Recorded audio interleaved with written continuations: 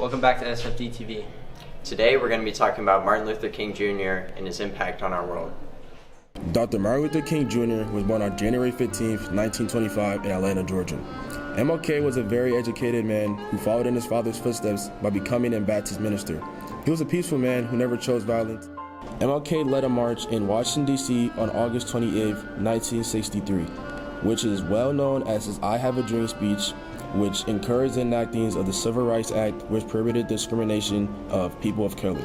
He also helped the Voting Rights Act get passed, which helped African Americans overcome the legal barriers that prevented them from voting on the state and local levels. MLK's I Have a Dream speech still inspires people to this day. What's the first thing that comes to mind when thinking about Martin Luther King Jr.? When I think about MLK, I think about social justice not only for African Americans, but all underrepresented communities. I think about his I Have a Dream speech and like how he motivated a bunch of people to walk with him and just, listen to him and look up to him type stuff. How do you think his dream impacts people today? I think it impacts people by making people think to chase their dreams. If they have a dream they want to chase, if they have a goal they want to set for themselves, it kind of motivates them that they can do it, because MLK did it by helping the black community. Going off of what you said, I think that because of his dream, the black community has progressed today, because back then there were so many restrictions on what African Americans to do, and after segregation ended, we have more opportunities to pursue bigger aspirations now.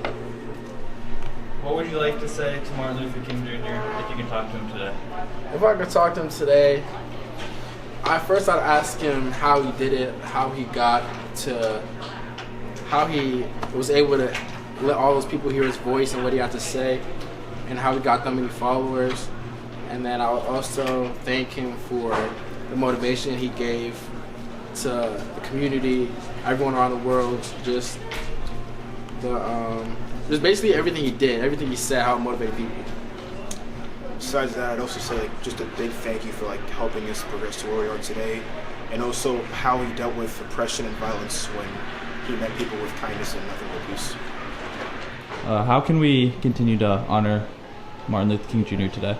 Well, we can just do what he always did. Anytime an issue seemed either small or big, he just continued to uplift it and make it be known that something was going on that needs to be solved. So anytime there's an issue that you have, to speak up. You never know if the next person's gonna have that issue too. So it's just continue standing up for each other, speaking up for each other. This brings people together.